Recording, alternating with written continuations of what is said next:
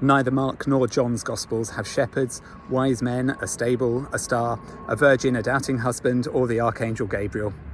If you want those things, and indeed most of the things we think of as essential to the Christmas story, you have to go to Matthew and Luke's versions of the Jesus story.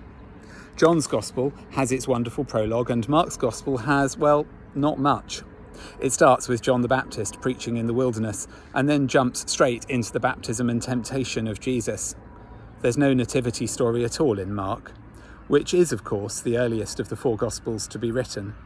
And we could engage in all sorts of interesting speculation about why it was that when, firstly Matthew and then Luke, decided to expand Mark's Gospel with extra material, they decided to add the stories that we now know as the Christmas story.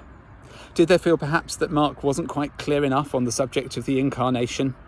Maybe they thought it needed spelling out a bit more clearly what it meant to say that Jesus was the Son of God.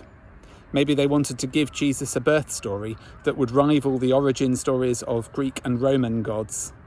Maybe they wanted to show how Jesus was the Jewish Messiah in fulfillment of the prophecies of the Hebrew Bible.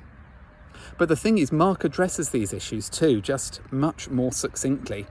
In place of the traditional nativity story, Mark instead gives us a voice from heaven proclaiming that Jesus is the Son of God, and then we have a moment of divine anointing as powerful as any mythological initiation, followed by a clear parallel between Israel's years of wandering in the wilderness and Jesus being sent to the wilderness to be tempted.